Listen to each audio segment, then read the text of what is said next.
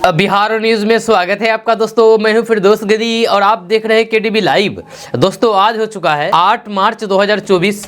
तो आज की पूरे बिहार की टॉप न्यूज लेकर आए हैं आपके लिए। दोस्तों वीडियो शुरू करने से पहले आपको बता दें कि अगर आप नए आए हैं इस चैनल पर तो फिर चैनल को सब्सक्राइब करके बेल आइकन को प्रेस कर दीजिए और साथ ही वीडियो को लाइक कर दीजिए, अपने दोस्तों के साथ शेयर भी कीजिए। तो चलिए शुरू करते हैं आज की पूरे बिहार की टॉप न्यूज। दोस्तों आज बिहार न्यूज की शुरुआत टॉप हेडलाइन के साथ करते हैं। तो बात करते हैं कि बिहार में एनडीए सरकार ने युवाओं को दिया बड़ा झटका। तेजस्वी के समय की बहाली प्रक्रिया हुई रद्द, बंटने वाला था नियुक्ति पत्र। प्रधानमंत्री जी शर्माते हैं, पीएम मोदी के तीखे तंज पर आया लालू प्रसाद यादव का जवाब। बिहार के मुख्यमंत्री नीतीश कुमार ने बीजेपी की बढ़ाई टेंशन, चुनाव के बीच क्या है इरादा। बिहार बोर्ड 9वीं 11वीं की परीक्षा तिथियां की घोषित, इस महीने में होंगे एग्जाम। बिहार के मुजफ्फर इलियास की पूरी हुई मुराद, ड्रीम 11 पर टीम बना करके जीता 1 करोड़। बिहार में 12 मार्च से चलेगी 3 नई Vande Bharat express train, PM Modi दिखाएंगे हरी झंडी। इधर मोदी की इंटरी, उधर टेंशन में आ गई आरजेडी, प्रधानमंत्री की सौगातों को बता दिया जुमला। ये कैसा प्यार, मोहब्बत में प्रेमिका ने नदी में लगाई छलांग, डूबती लड़की को देख करके प्रेमी ने कर दिया खेल। किसी को टिकट कटने का डर तो किसी के नाम की चर्चा तेज, बिहार में नहीं सुलझ रहा सीट बंटवारे का पेंच। बिहार में बॉडी बनाने के लिए सांप को फ्राई करके खा गए 2 बच्चे, जानिए ताकत बढ़ाने के चक्कर में क्या हुआ। बिहार के सरकारी स्कूलों में बदला परीक्षा का पैटर्न, अब हर जिले में अलग होगा प्रश्न पत्र। बिहार के इस जिले में सरकार बना रही है मेगा मॉल। किन लोगों का नहीं बन सकता आयुष्मान कार्ड और किन लोगों का बन सकता है, यहां जाने कौन है पात्र और कौन नहीं, आगे आपको बताएंगे विस्तार से। पीएम मोदी बोले, एक जमाना था देश के कानून कश्मीर में नहीं लागू होते थे, अब समय बदल गया। दोस्तों बात करेंगे विस्तार से। प्रधानमंत्री नरेंद्र मोदी ने कहा है कि जम्मू कश्मीर में पहले की सरकारों के समय में भ्रष्टाचार और परिवारवाद का बोलबाला रहा, जब प्रदेश परिवार का सबसे बड़ा प्रमुख निशाना रहा, जब परिवारवादी लोग मोदी पर व्यक्तिगत हमले कर रहे हैं, जब देश के हर कोने में लोग कह रहे हैं कि मैं हूं मोदी का परिवार, कश्मीर के लोग भी कह रहे हैं कि मैं हूं मोदी का परिवार। प्रधानमंत्री नरेंद्र मोदी ने कहा है कि ये वो नया जम्मू कश्मीर है जिसका इंतजार हम सभी को कई दशकों से था। ये वो नया जम्मू कश्मीर है जिसके लिए डॉक्टर श्यामा प्रसाद मुखर्जी ने बलिदान दिया था। इस नए जम्मू कश्मीर की आंखों में भविष्य की चमक है। इस नए जम्मू कश्मीर के इरादों में चुनौतियों के पार करने का हौसला है। प्रधानमंत्री नरेंद्र मोदी ने कहा है कि एक जमाना था जब देश में जो कानून लागू होते थे वे कश्मीर में नहीं लागू होते थे। एक जमाना था जब गरीब कल्याण की योजनाएं पूरे देश में लागू होती थी, लेकिन जम्मू कश्मीर के मेरे भाई बहन उनका लाभ नहीं ले पाते थे। अब देखिए वक्त ने कैसे करवट बदली है। आज श्रीनगर से आपके साथ भी पूरे देश के लिए योजनाओं को आरंभ हुआ है। दोस्तों बिहार बोर्ड 12वीं की कॉपियों की जांच पूरी हो चुकी है, जहां बोर्ड 12वीं के टॉपर्स के इंटरव्यू 11 मार्च से लेना शुरू करेगा, जिसके बाद रिजल्ट जारी करने की तैयारी की जाएगी। जब बोर्ड ने अभी तक रिजल्ट की तारीख जारी नहीं की है, लेकिन संभावना जताई जा रही है कि 20 मार्च तक 12वीं का रिजल्ट जारी किया जाएगा। कॉपी चेकिंग के बाद मूल्यांकन सेंटर पर मार्क्स को ऑनलाइन पोर्टल पर एंट्री भी कर दी गई है। रिजल्ट को ऑफिशियल वेबसाइट biharboardonline.com पर जारी किया जाएगा। बिहार बोर्ड 10वीं एग्जाम का आयोजन 15 फरवरी से 23 फरवरी 2024 तक किया गया है। इस परीक्षा में लगभग 16,94,781 स्टूडेंट ने भाग लिया है, जब पिछले साल 10वीं परीक्षा का आयोजन 14 से 22 फरवरी तक किया गया था, जिसमें 17 लाख स्टूडेंट शामिल हुए थे। दोस्तों पीएम मोदी लालू प्रसाद यादव पर जबरदस्त हमला बोला है। प्रधानमंत्री नरेंद्र मोदी ने कहा है कि बिहार में लालटेन का राज रहा जब तक सिर्फ एक ही परिवार की गरीबी मिटी। आपको बता दें कि प्रधानमंत्री नरेंद्र मोदी ने बिहार के पश्चिमी चंपारण जिले में 12,800 करोड़ रुपए की विकास योजनाओं का उद्घाटन किया, जो क्षेत्र में बुनियादी ढांचे को मजबूत करने और फिर विकास को बढ़ावा देने के लिए सरकार की प्रतिबद्धता को रेखांकित करता है। पश्चिमी चंपारण की अपनी यात्रा के दौरान प्रधानमंत्री नरेंद्र मोदी ने कनेक्टिविटी, स्वास्थ्य देखभाल, शिक्षा और फिर कृषि बुनियादी ढांचे को बढ़ाने के उद्देश्य से कई परियोजनाओं का अनावरण किया है। अपने संबोधन की शुरुआत में पीएम मोदी ने कहा कि बिहार वह धरती है जिसने सदियों तक देश का नेतृत्व किया है। बिहार वह धरती है जिसने एक से बढ़कर एक प्रतिभावान व्यक्ति को मां भारती को दिए हैं। ये सच्चाई है कि जब जब बिहार समृद्ध रहा है तब तब भारत समृद्ध रहा है। इसलिए विकसित भारत के लिए बिहार का विकसित होना भी उतना ही जरूरी है। जब पीएम मोदी ने कहा कि बिहार में विकास का डबल इंजन लगने के बाद विकसित बिहार से जुड़ते हुए कार्यों में और भी तेजी आ गई है। आज भी करीब 13,000 करोड़ रुपए की योजनाओं का उपहार बिहार को मिला है।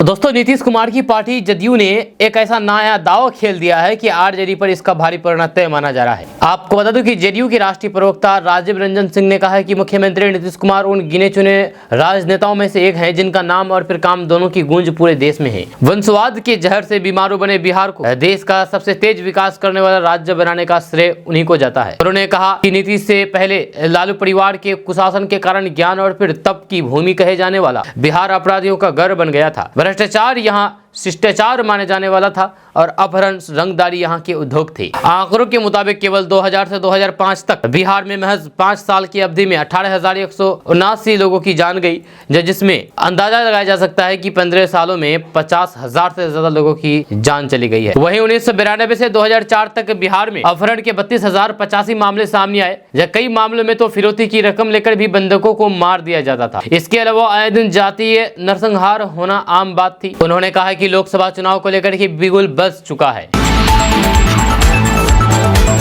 दोस्तों लोकसभा चुनाव की अधिसूचना जल्द ही जारी होने वाली है। ऐसे में प्रदेश के 9 जिले बक्सर, भोजपुर, रोहतास, औरंगाबाद, कैमूर, जहानाबाद, अरवल, गया एवं पटना की 50 लाख हेक्टेयर कृषि भूमि सिंचित करने की महत्वाकांक्षी कदुवन जलाशय परियोजना की याद स्वाभाविक है। बीते 7 चुनाव से वादों में जिंदा ये परियोजना फाइलों में दफन हो गई है, जबकि इसके नाम पर पूर्व उप प्रधानमंत्री जगजीवन राम से लेकर के अब तक न जाने कितने प्रत्याशी किसानों का समर्थन प्राप्त करके संसद में पहुंच चुके हैं।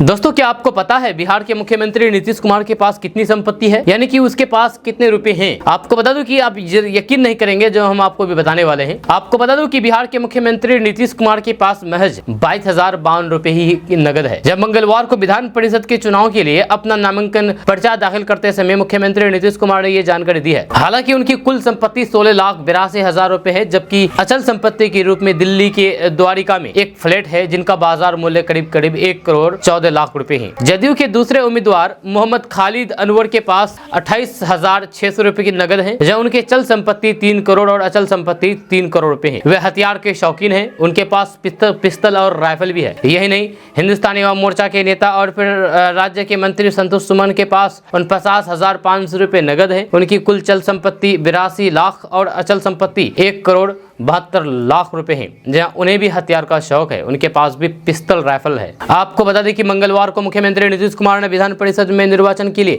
जदयू उम्मीदवार के रूप में विधानसभा के सचिव के कक्ष में नामांकन किया। मुख्यमंत्री नीतीश कुमार चौथी बार विधान परिषद के सदस्य बनेंगे। जहाँ उनके अलावा जदयू के खालिद अनवर और फिर हिंदुस्तानी अवाम मोर्चा के संतोष सुमन ने भी नामांकन किया है। मुख्यमंत्री नीतीश कुमार के मुख्य प्रस्तावक ऊर्जा मंत्री विजेंद्र प्रसाद यादव थे।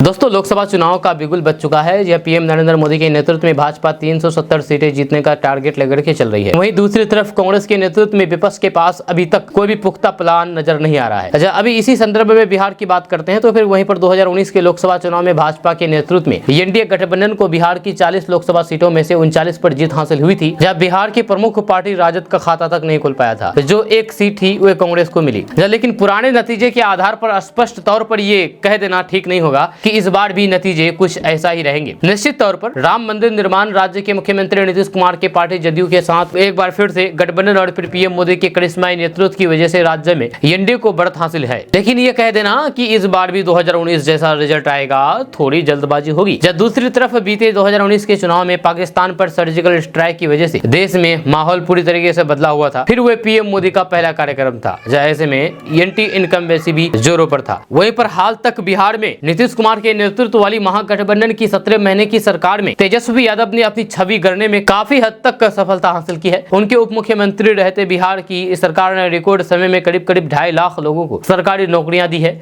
ऐसे में जनता के बीच तेजस्वी यादव द्वारा उठाए जा रहे रोजगार के मुद्दे को लोग पहले से ही की तुलना में अब ज्यादा गंभीर से ले रहे हैं। ये दावा कर रहे हैं कि उनकी वजह से ही बिहार की सरकार ने इतनी नौकरियां दी है। बिहार में इस वक्त तीसरा अहम फैक्टर नीतीश कुमार की विश्वसनीयता में गिरावट भी है। जहां सीएम नीतीश कुमार के एक बार फिर से पाला बदलने के कारण कहीं न कहीं उनकी विश्वसनीयता घटी है। हालांकि अभी ये कहना मुश्किल है कि नीतीश कुमार के पाला बदलने की वजह से उनके वोट बैंक पर क्या असर पड़ेगा। कुल मिलाकर के आज हम ये कहने की स्थिति में हैं कि बिहार की राजनीति में 2019 महागठबंधन जो स्थिति थी वह आज उससे बेहतर स्थिति में है।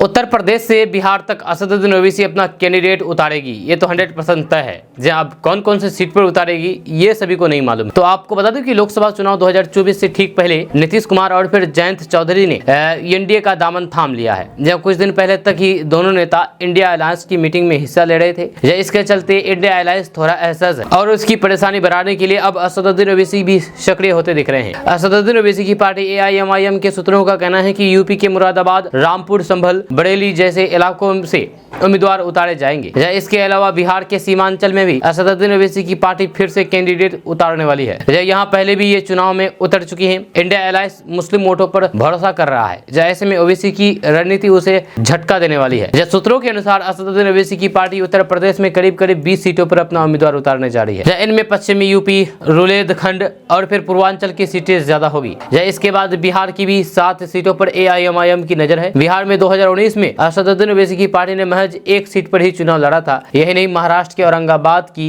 एक सीट पिछली बार जीतने वाले असदुद्दीन ओवैसी अब इस राज्य में भी अपने पैठ बनाने की तैयारी में। जानकारी के मुताबिक AIMIM की तैयारी है कि मुंबई और मराठवाड़ा की सीटों से चुनाव लड़ाया जाए। इसके अलावा तेलंगाना में भी हैदराबाद के बाहर भी विस्तार की योजना है। चर्चा है कि पड़ोस के ही सिकंदराबाद सीट से भी कैंडिडेट उतारे जा सकती है। हालांकि ममता बनर्जी के लिए थोड़ी राहत की बात होगी। यहाँ असदुद्दीन ओवैसी की पार्टी चुनाव में नहीं उतरेंगे। हालांकि 2019 के विधानसभा चुनाव में उसने उम्मीदवार उतारे थे। दरअसल बिहार के सीमांचल इलाकों में असदुद्दीन ओवैसी की पार्टी अपने लिए बड़ा जनाधार देखती रही है। 2019 में हैदराबाद से असदुद्दीन ओवैसी जीते थे और महाराष्ट्र के औरंगाबाद से इम्तियाज जलील संसद पहुंचे थे। यही नहीं, बिहार की किशनगंज सीट से AIMIM के कैंडिडेट अख्तरुल ईमान को 2019 में 3 लाख से ज्यादा वोट मिले थे, जब वे तीसरे नंबर पर रहे थे। जहां यहाँ जीत कांग्रेस और फिर RJD संयुक्त उम्मीदवार की हुई थी। जहां ये एक लौती सीट थी जहां से इंडिया अलायंस को जीत मिली थी। ऐसे में यहां से फिर से AIMIM का उतरना चिंता की बात होगी। दरअसल उत्तर भारत में समाजवादी पार्टी, RJD और फिर कांग्रेस जैसे दल मुस्लिम वोट बैंक पर निर्भर रहते हैं। ऐसे में यहाँ ओवैसी की एंट्री उनके कई समीकरणों को बिगाड़ सकती है। दोस्तों, जो लोग बिहार में रहते हैं या फिर अगर बिहार में नहीं भी रहते हैं और वे बिहार की किसी शादियों में गए हैं तो उन्हें पता होगा कि बिहार के अधिकतर इलाकों में शादियों के दौरान डांस का प्रोग्राम किया जाता है। इस प्रोग्राम में लड़कियां डांस करके लोगों का मनोरंजन करती है। अब आप सोच रहे होंगे कि हम ऑर्केस्ट्रा की बात क्यों कर रहे हैं, तो आपको बता दें कि एक वीडियो सोशल मीडिया पर वायरल हो रहा है और ये वीडियो ऑर्केस्ट्रा से जुड़ा हुआ है। जहाँ सोशल मीडिया पर वायरल हो रहे वीडियो में आप देखेंगे कि किसी शादी में ऑर्केस्ट्रा का प्रोग्राम चल रहा है। एक लड़की स्टेज पर डांस कर रही है। जहाँ उसके डांस से खुश होकर के एक शख्स उसे पैसा देता है, मगर जब उसके हाथ में रखे नोट खत्म हो जाते हैं तब वो कुछ ऐसा करता है जिसे देख करके आप भी दंग रह जाएंगे और अपना सिर पकड़ लेंगे। यह वीडियो में आप देखेंगे कि शख्स उस लड़की को 10 रुपए का ऑनलाइन पेमेंट करता है। इसी कारण वीडियो सोशल मीडिया पर वायरल हो रही है। इस वीडियो को माइक्रो ब्लॉगिंग प्लेटफॉर्म X यानी कि पहले जो ट्विटर था, ट्विटर पर शेयर किया गया है। अब तक इस वीडियो में 1 लाख से ज्यादा व्यूज चले गए हैं, यानी कि 1 लाख से ज्यादा लोग ये वीडियो देख चुके हैं। जब वीडियो देखने के बाद एक यूजर ने लिखा है कि मगर इलेक्ट्रॉनिक्स बॉन्ड अभी भी पेपर बेस्ड है। दूसरे यूजर ने लिखा है कि यह है असली डायरेक्ट बेनिफिशियरी ट्रांसफर का, कोई बिचौलिया नहीं। वहीं पे तीसरे यूजर ने लिखा है कि कैश का कोई झंझट ही नहीं। एक अन्य यूजर ने लिखा कि यह तो सिर्फ भारत में ही हो सकता है।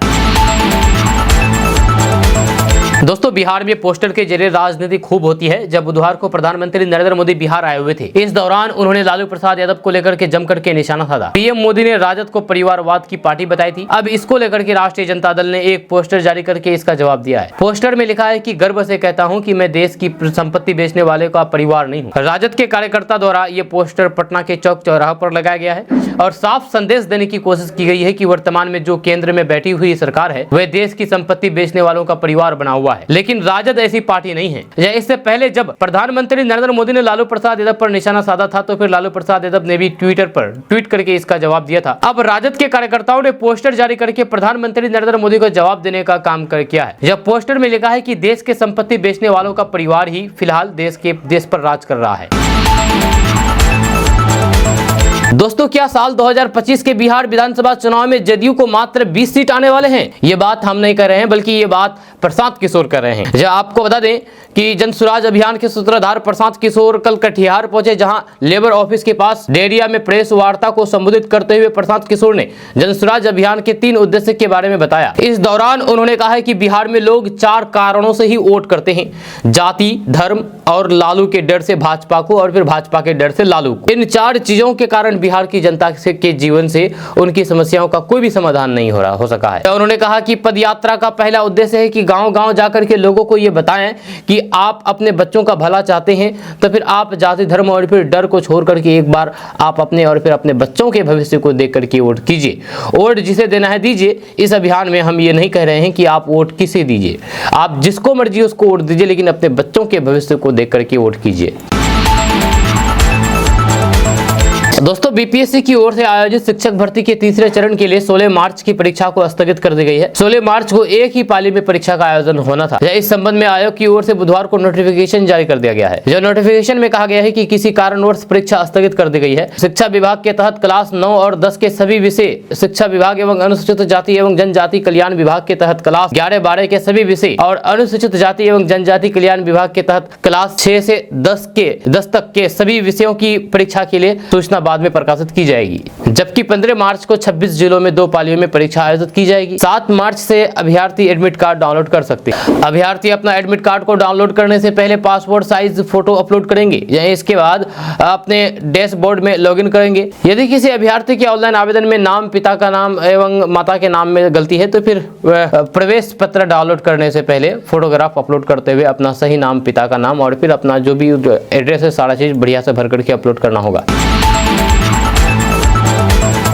अब बिहार के जमुई में एक लड़की के साथ दुष्कर्म के बाद उसको जंगल में फेंक दिया गया। आपको बता दूं कि लड़की दिव्यांग है। दिव्यांग लड़की अपने घर से 16 किलोमीटर दूर पर बेसुध अवस्था में मिली। वहीं पर शरीर, सिर और चेहरे पर कई जगह चोट के निशान हैं, जब उसका चेहरा बुरी तरीके से सुजा हुआ है। आशंका जताई जा रही है कि दुष्कर्म के बाद उसे जंगल में फेंक दिया गया। परिवार वालों का कहना है कि लड़की घर से माता पिता से लड़ करके निकली थी। जहाँ घटना गहरी थाना क्षेत्र के हरणी पंचायत अंतर्गत टिटहिया गाँव की है। हालांकि रेप की पुष्टि नहीं हुई है, पर डॉक्टर इस बारे में जाँच कर रहे हैं। जहाँ पुलिस इस पूरे मामले की छानबीन में जुटी हुई है। जानकारी के अनुसार मंगलवार देर शाम पुलिस को सूचना मिली है कि जमुई जिला के टिटिया गांव स्थित जंगली क्षेत्र में एक 16 साल की लड़की बेसुध हालात में पड़ी हुई है। जिसके बाद ग्रामीणों ने उसे जंगल से बाहर निकाला और फिर पुलिस को सूचना दी। मौके पर पहुंची पुलिस ने नाबालिग को इलाज के लिए पहले खैरा रेफर अस्पताल कर दिया गया, जहां से प्राथमिक जांच के बाद उसे बेहतर इलाज के लिए सदर अस्पताल जमुई रेफर कर दिया गया। नाबालिग नवादा जिले के गवाकोल थाना क्षेत्र की रहने वाली है। जिस जगह लड़की मिली है वहां से उसका घर करीब 16 किलोमीटर दूर है। दोस्तों, बिहार बोर्ड 9वीं और 11वीं की परीक्षा की तिथियां घोषित कर दी गई है। आपको बता दूं कि बिहार विद्यालय परीक्षा समिति यानी कि बीएसईबी ने कक्षा 9 और फिर 11 के सालाना परीक्षा का टाइम टेबल जारी कर दिया है। 9वीं और 11वीं में पढ़ने वाले कैंडिडेट सालाना परीक्षा का टाइम टेबल चेक कर सकते हैं। आपको बता दूं कि बिहार बोर्ड ने इसका time table social media platform x पर शेयर किया है। बिहार बोर्ड के टाइम टेबल के अनुसार 11वीं की थ्योरी की परीक्षा 13 मार्च से 20 मार्च के बीच दोनों पालियों में आयोजित की जाएगी। पहली पाली की परीक्षा सुबह 10 बजे से दोपहर 1 बजे तक और फिर दूसरी पाली की परीक्षा दोपहर 2 बजे से शाम 5 बजे तक होगी। 11वीं की परीक्षा की शुरुआत फिजिक्स और फिर पॉलिटिकल साइंस पेपर के साथ होगी और इतिहास और फिर गृह विज्ञान के साथ संपन्न होगी। जब कक्षा 9 की वार्षिक परीक्षा 16 मार्च से शुरू होगी और 20 मार्च को समाप्त होगी। कक्षा 9 की परीक्षा भी 2 पालियों में आयोजित की जाएगी। पहली पाली सुबह 9:30 बजे से दोपहर 12:15 बजे तक। वहीं पर दूसरी पाली की परीक्षा दोपहर 2 बजे से शाम 4:45 बजे तक वहीं पर दूसरी पाली की परीक्षा दोपहर 2 बजे से शाम 4:45 बजे तक होगी। आपको बता दूं कि बिहार बोर्ड कक्षा 9वीं की परीक्षा मातृभाषा और फिर सामाजिक विज्ञान के पेपर के साथ शुरू होगी और वैकल्पिक पेपर के साथ समाप्त होगी। वहीं पर इस बीच बिहार बोर्ड कक्षा 12 की परीक्षा समाप्त हो गई और फिर परिणाम इस महीने आने की उम्मीद है, यानी कि रिजल्ट आने की उम्मीद है। रिजल्ट आने के बाद स्टूडेंट अपने नतीजे बिहार विद्यालय परीक्षा समिति की वेबसाइट पर जाकर के चेक कर सकते हैं।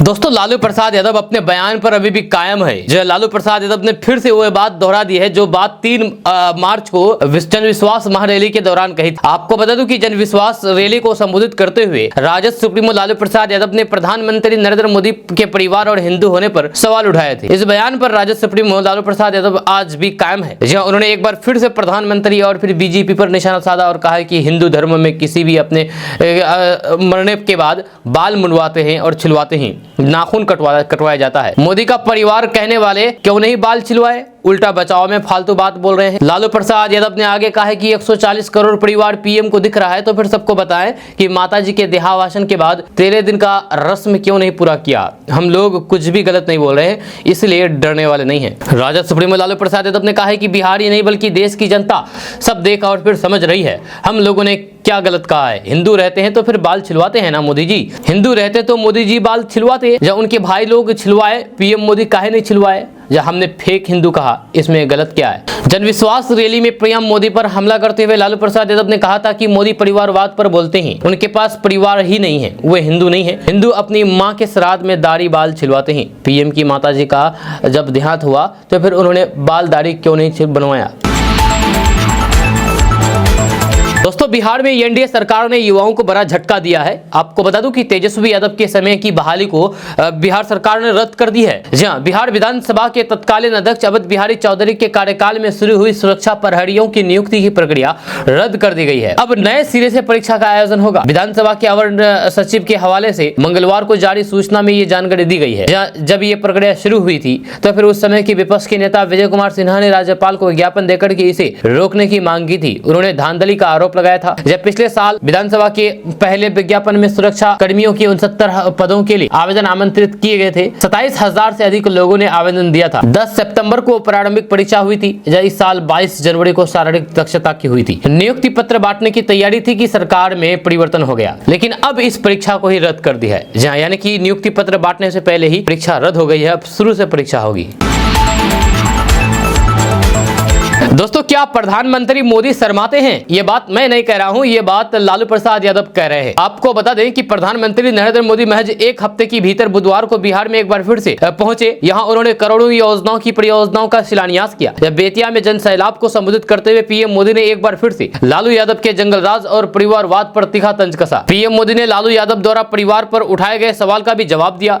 लालू प्रसाद यादव पर तंज कसते हुए प्रधानमंत्री नरेंद्र मोदी ने कहा कि यहाँ यानी कि बिहार में लालटेन की सरकार में युवाओं का जीवन दांव पर लगा दिया गया था। यहाँ के युवा रोजी रोटी के लिए बाहर जाते रहे, लेकिन एक परिवार फलता फूलता रहा। एक एक नौकरी के लिए जमीन पर कब्जा किया। जब पीएम मोदी ने कहा कि बिहार में जंगल राज लाने वाला परिवार बिहार के युवाओं का गुनहगार है। जब जंगल राज के परिवार ने युवाओं से उनका भाग्य ही छीन लिया है। वहीं पर प्रधानमंत्री मोदी के तीखे तंजों पर अब लालू प्रसाद यादव ने भी जवाब दे दिया है। लालू प्रसाद यादव ने अपने एक्स मीडिया पर लिखा है कि प्रधानमंत्री जब जब बिहार आते हैं तब तब वो नौकरी, बेरोजगारी, महंगाई, गरीबी, विशेष राज्य का दर्जा इत्यादि पर बात करने में शर्मा जाते हैं। उन्होंने कहा कि टेलीप्रॉम्प्टर पर लिखी स्क्रिप्ट पढ़ने एवं दशकों से रटी रटाई बातें दोहराने के क्रम में वे ये भूल जाते हैं कि भाजपा 10 साल से केंद्र में तथा 15 साल से बिहार में सत्ता में है। इससे पहले लालू प्रसाद यादव ने पटना में एक निजी चैनल से बातचीत करते हुए मोदी हिंदू नहीं है बयान को वापस दोहराया। उन्होंने कहा कि मैंने जो भी कहा सही कहा, कोई गलत बात नहीं है। जब मैं मोदी का परिवार अभियान पर भी हमला बोला और कहा कि जो खुद को मोदी का परिवार बता रहे हैं, भाजपा के उन नेताओं को उनके समर्थन में अपने बाल मुंडवा लेना चाहिए। दोस्तों, बिहार के मुख्यमंत्री नीतीश कुमार ने बीजेपी की टेंशन बढ़ा दी है। अब आने वाले चुनाव में इसका शायद असर पड़ सकता है। आपको बता दूं कि बिहार में कैबिनेट विस्तार में देरी हो रही है, जिससे यहां सियासी गलियारों में कई अटकलें लगाई जा रही है। मीडिया रिपोर्ट्स के अनुसार सीएम नीतीश कुमार विधानसभा भंग कर सकते हैं। लोकसभा चुनाव में सीट शेयरिंग में हो रही देरी इन अफवाहों को बल दे रही है। जैसे सूत्रों के अनुसार सीएम नीतीश कुमार लोकसभा और विधानसभा चुनाव एक साथ करवाना चाहते हैं। यहाँ आपको बता दें कि 7 मार्च से सीएम नीतीश कुमार विदेश यात्रा पर हैं। जाने से पहले वे दिल्ली में भाजपा के वरिष्ठ नेताओं से बैठक करेंगे। नीतीश कुमार दिल्ली में उस समय आने वाले हैं जब 8 मार्च को पहले ही भाजपा केंद्रीय चुनाव समिति की बैठक होनी तय है। जहां अनुमान है कि बीजेपी बैठक के बाद लोकसभा चुनाव पर अपने प्रत्याशियों की दूसरी लिस्ट जारी कर सकती है। दोस्तों, ड्रीम 11 खेलते खेलते एक बिहार का एक लड़का जिसका नाम है मुजफ्फर इलियास, उन्होंने 1 करोड़ रुपए जीता है। आपको बता दें कि बिहार के सारण जिले के लहलादपुर प्रखंड क्षेत्र की ताजपुर गांव निवासी मोहम्मद सलामुद्दीन उर्फ मुन्ना के 30 वर्षीय पुत्र मुजफ्फरपुर इलियास ने ड्रीम 11 पर टीम बनाकर के 1 करोड़ रुपए का इनाम जीता है। मुजफ्फर के 1 करोड़ जीतने से उनके माता पिता और फिर अन्य परिवार खुश हैं। जब मुजफ्फर 4.5 वर्षों से ड्रीम 11 पर टीम बना रहे हैं। जहां इलियास ने बताया है कि उन्होंने श्रीलंका और बांग्लादेश के बीच हुए मैच में ड्रीम 11 पर टीम बनाई थी। जैसे ही इलियास ने अपनी मम्मी पापा को 1 करोड़ रुपए जीतने की बात बताई तो फिर उनकी खुशी का ठिकाना नहीं रहा। जब मुजफ्फर इलियास का कहना है कि ड्रीम 11 में टीम बनाना इतना आसान नहीं है, जहां वो खुद कई वर्षों से टीम बना रहे हैं। जहां बताया है कि जीते हुए 1 करोड़ में से टैक्स काट करके बाकी 70 लाख रुपए उनके अकाउंट में आ गए हैं। इलियास ने बताया है कि उन्हें बचपन से क्रिकेट खेलने का शौक है।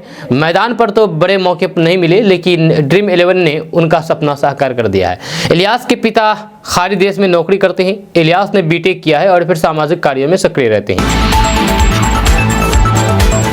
बिहार में लोकसभा चुनाव को लेकर के सभी पार्टियां असमंजस्य में हैं। असमंजस्य की स्थिति में इसलिए है क्योंकि किसी भी पार्टी ने अब तक अपना उम्मीदवार घोषित नहीं किया है। इसी असमंजस्य में उम्मीदवार भी असमंजस्य में पड़ गए हैं। जहां उम्मीदवार को समझ में नहीं आ रहा है कि आखिर होगा तो होगा क्या, मेरा नाम आएगा कि नहीं आएगा। किसी उम्मीदवार को टिकट कटने का डर सता रहा है तो किसी की नाम की चर्चा तेज है, लेकिन अभी भी किसी को उम्मीदवार घोषित नहीं किया गया है। जब बिहार में सीट शेयरिंग का मामला अब तक सुलझ नहीं सका है। आपको बता दें कि लोकसभा चुनाव की तिथि घोषित होने में महज चंद दिन ही बचे हैं, पर अब तक बिहार के दोनों गठबंधन में सीट बंटवारे और फिर उम्मीदवारों के चयन का पेच सुलझा नहीं पाया है। राज्य में 40 सीटें हैं। इनमें 17 सीटें पिछले चुनाव में एनडीए के तहत भाजपा, जदयू तथा 6 लोजपा को दी गई थी। इस बार एनडीए में पिछले साल से ज्यादा दल जुड़ गए हैं। ऐसे में इस बार सीट बंटवारे की क्या कसौटी होगी, इस पर अब भी मंथन जारी है। एनडीए में भाजपा प्रमुख दल है, जिसमें कई उम्रदराज दिग्गजों के टिकट कटने का भी खतरा है। वहीं कौन नए चेहरे अब सामने आएंगे, इस पर निर्णय होना अभी बाकी है। जो उम्मीदवारों को लेकर के भाजपा की 8 मार्च को दिल्ली में महत्वपूर्ण बैठक होनी है। माना जा रहा है कि इसके बाद ही इस पर कोई भी अंतिम निर्णय हो सकेगा। जहां इधर यही हाल इंडिया गठबंधन के घटक दलों का है।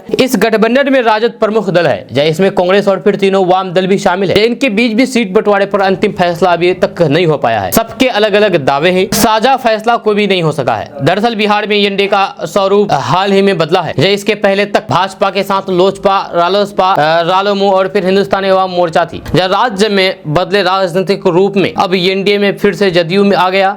ऐसे में उम्मीदवारों के चयन को लेकर के पूर्व में भाजपा ने जो फॉर्मूला तय किया था, उस पर नए सिरे से शीर्ष नेताओं को मंथन चल रहा है। माना जा रहा है कि इस बार जदयू और फिर भाजपा के बीच कुछ सीटों की अदला बदली हो सकती है। जदयू का एनडीए का हिस्सा बनने के पहले जहां भाजपा को 2 दर्जन से अधिक सीटों पर चुनाव लड़ने की तैयारी थी, उस पर विराम लग गया है। वहीं पर मौजूदा सांसदों में से आधे से अधिक के टिकट काटे जाने की चर्चा है। जहां मंगलवार को बिहार भाजपा प्रदेश प्रभारी विनोद तावड़े ने हर एक पर्यवेक्षक से एक करके बात की है। जहां हर एक लोकसभा क्षेत्र के लिए मनोनीत पर्यवेक्षकों ने 5-5 संभावित नाम सौंपे हैं। इन्हीं नामों से पार्टी 3-3 उम्मीदवारों का चयन करेगी। इन नामों की सूची केंद्रीय चुनाव समिति को जाएगी। वही बिहार के महागठबंधन में भी उम्मीदवारों पर फैसला नहीं हो सका है।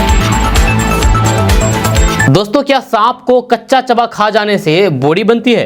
इस सांप को कच्चा चबा खाने से बॉडी बनती है, इस बात को लेकर के 2 बच्चे सांप को चबा करके खा गए। आपको बता दूं कि यह मामला कहीं और का नहीं बल्कि बिहार का है। जब बिहार में बॉडी बनाने का क्रेज कुछ इस कदर 2 बच्चों पर चढ़ा कि उन्होंने सांप को ही पका करके खा लिया। दोनों बच्चों को भरोसा था कि ऐसा करने पर उनकी ताकत बढ़ जाएगी, बॉडी काफी आकर्षक बन जाएगी। उनके एक दोस्त ने ही उन्हें इस बात का भरोसा दिलाया कि वह अगर ऐसा करता है तो फिर इससे कुछ नुकसान नहीं होगा, बल्कि बॉडी बेहद आकर्षक बन जाएगी। अब दोनों बच्चे अस्पताल से अपने अपने घर भेजे गए हैं। जहां चौंका देने वाली यह घटना बिहार के जमुई जिला से सामने आई है। आपको बता दें कि जमुई जिला के खैरा प्रखंड क्षेत्र के खडुई गांव में मंगलवार को खेल खेल में 2 बच्चों ने मरे हुए सांप को आग में पका करके खा लिया। इसकी भनक परिवार वालों को जब लगी तो फिर वो दंग रह गए। परिवार वालों ने देखा कि बच्चे की तबीयत बिगड़ गई थी। इसके बाद दोनों बच्चों को इलाज के लिए सदर अस्पताल भेज दिया, जहां दोनों की हालात सामान्य होने की वजह से कुछ देर तक निगरानी में रखा गया। उसके बाद दोनों को लेकर के परिवार वाले घर चले गए।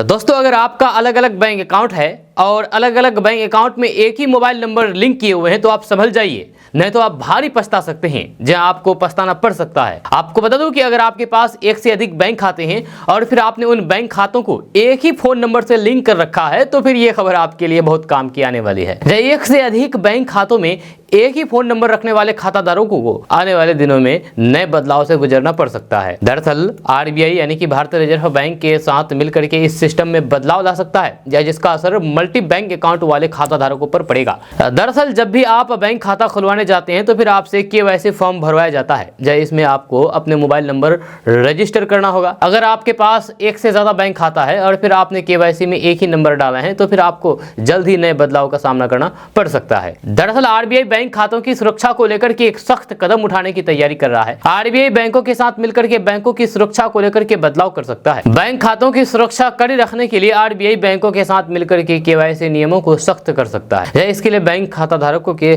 सत्यापन के लिए एक अतिरिक्त परत लगाई जा सकती है। दोस्तों, बिहार में शिक्षकों की बम्पर वैकेंसी के बाद अब हेड टीचर के पदों पर भर्ती के लिए नोटिफिकेशन जारी हुआ है। जब बिहार पब्लिक सर्विस कमीशन की तरफ से जारी नोटिफिकेशन के अनुसार बिहार में कुल 46,308 हेड टीचर की भर्तियां की जाएगी। इन पदों के लिए 11 मार्च से आवेदन प्रक्रिया शुरू होने वाली है। इस भर्ती में आवेदन करने से पहले कुछ जरूरी नियम के बारे में आपको जान लेना होगा। दरअसल आपको बता दूं कि बिहार पब्लिक सर्विस कमीशन की तरफ से जारी नोटिफिकेशन के अनुसार बिहार में हेड टीचर भर्ती के लिए आवेदन प्रक्रिया 11 मार्च 2024 से शुरू होगी। इसमें आवेदन करने के लिए 2 अप्रैल 2024 तक का समय मिलेगा। इस वैकेंसी में आवेदन करने के लिए कैंडिडेट से कार्य अनुभव मांगा गया है। बीपीएससी हेड मास्टर के चयन में सीबीएसई स्कूल में 4 से 12 साल तक के काम का अनुभव भी जोड़ा जाएगा। मीडिया रिपोर्ट्स के अनुसार इस संबंध में शिक्षा विभाग के माध्यमिक शिक्षा निदेशक कन्हैया प्रसाद श्रीवास्तव ने बिहार पब्लिक सर्विस कमीशन यानी कि बीपीएससी के सचिव को पत्र भी लिखा है, जहां एससी वेलफेयर डिपार्टमेंट के अधीन आने वाले उच्च माध्यमिक स्कूलों के प्रिंसिपल के कुल 6061 पोस्ट का चयन होता है। इसके लिए बीपीएससी द्वारा विज्ञापन प्रकाशित किया गया है। उच्च माध्यमिक शिक्षक अगर कक्षा 11 से 12 के स्कूल टीचर के पोस्ट पर चयनित हो गए हैं तो फिर वे कम से कम 4 साल की लगातार सेवा को भी जोड़ा जा सकेगा। माध्यमिक शिक्षक अगर कक्षा 9 से 10 के स्कूल टीचर के पद पर चयनित हो गए हैं तो फिर कम से कम 8 साल की लगातार सेवा को भी जोड़ा जाएगा। दोस्तों, बिहार में लोकसभा चुनाव को लेकर के घमासान मची हुई है। सीटों का बंटवारा नहीं हो रहा है। इसका मुख्य कारण है गठबंधन में शामिल दलों को लेकर के अब असमंजस्य में पड़ना। दरअसल बिहार में लोकसभा की 6 सीटों पर चिराग पासवान की पार्टी ने दावा ठोक दिया है, साथ में राज्यसभा की भी 1 सीट भी चाहिए। जी हाँ, ये बात सही है कि बीजेपी ने 195 लोकसभा सीटों पर अपने प्रत्याशियों के नाम का ऐलान कर दिया है, जिसमें देश के कई राज्यों की सीट शामिल है। यहाँ तक कि बिहार से सटे राज्य झारखंड, पश्चिम बंगाल, उत्तर प्रदेश, उड़ीसा के कई सीटों पर बीजेपी ने प्रत्याशी के नाम की घोषणा कर दी है। लेकिन बिहार की 40 लोकसभा सीटें अभी भी सस्पेंस बरकरार है। एनडीए के किस घटक दलों के खाते में कितनी सीटें आएगी, कौन कहां से लड़ेगा, वगैरह वगैरह सवाल का जवाब जानने के लिए लोग इच्छुक हैं। वहीं पर बिहार में एनडीए के 2 सबसे बड़े घटक दल बीजेपी और जेडीयू के बीच सीट अभी क्लियर नहीं हुआ है। जी हाँ, और वहीं पर चिराग पासवान की पार्टी ने 6 सीटों पर दावा ठोक दिया है। जी हाँ, प्रधानमंत्री नरेंद्र मोदी के हनुमान कहे जाने वाले चिराग पासवान की पार्टी लोजपा रामविलास ने क्लियर कर दिया है कि उन्हें 40 में से 6 सीट चाहिए। जी इतना ही नहीं, राज्यसभा की 1 सीट की भी मांग की गई है। लोजपा रामविलास पासवान पार्टी के प्रदेश अध्यक्ष राजू तिवारी ने सब कुछ साफ साफ कर दिया है। उन्होंने कहा है कि हमारी पार्टी को बिहार में 6 लोकसभा और फिर 1 राज्यसभा की सीट चाहिए। इसमें कहीं भी इफ बट नहीं है। यह निर्णय पार्टी के चुनाव समिति की बैठक में लिया गया है।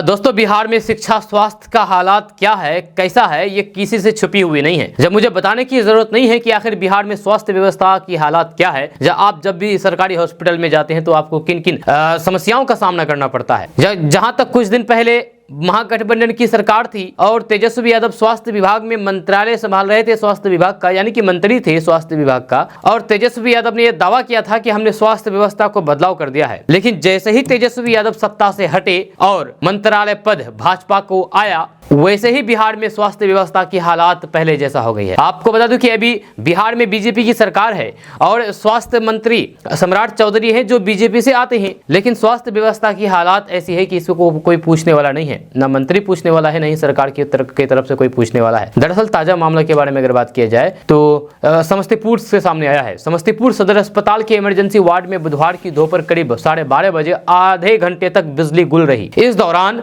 यहां अंधेरा छाया रहा। इमरजेंसी वार्ड और फिर परसों कक्ष में ऑन ड्यूटी चिकित्सक, स्वास्थ्यकर्मी, मरीजों और फिर स्वजनों को काफी परेशानी हुई। इस दौरान स्वास्थ्यकर्मी मोबाइल से टॉर्च चला करके एक मरीज का उपचार करते हुए नजर आए, जहां उस मरीज के पैर में कांटी चुभ गया था। इसके अलावा कर्मियों को पुर्जा काटने के लिए भी मोबाइल से टॉर्च जलाना पड़ा। अन्य मरीजों को सुई देने और फिर दवा निकालने में भी परेशानी हुई। इस वजह से कुछ देर तक इमरजेंसी वार्ड में अफरा तफरी मची रही। जहां सदर अस्पताल प्रबंधक विश्वजीत रमानंद ने बताया है कि सदर अस्पताल परिसर स्थित ट्रांसफार्मर के पास विद्युत वायर में शॉर्ट सर्किट की वजह से मुख्य लाइन कट करके विद्युत वायर को दुरुस्त किया जा रहा था। इस वजह से आधा घंटा विद्युत बाधित रहा, यानी कि बिजली कट रही। शॉर्ट सर्किट से इमरजेंसी वार्ड और फिर प्रसूति वार्ड में करीब आधा घंटा तक लाइट कटी रही। जब मरम्मत कराने के बाद विद्युत सेवा शुरू की गई। दोस्तों, तेजस्वी यादव ने प्रधानमंत्री नरेंद्र मोदी पर बड़ा हमला बोला है। जी आपको बता दें कि गुरुवार को सोशल मीडिया प्लेटफॉर्म एक्स पर तेजस्वी यादव ने एक पोस्ट शेयर करके लिखा कि प्रधानमंत्री नरेंद्र मोदी वर्षों से लंबित एक ही परियोजनाओं की कई बार रीपैकेजिंग करते रहते हैं।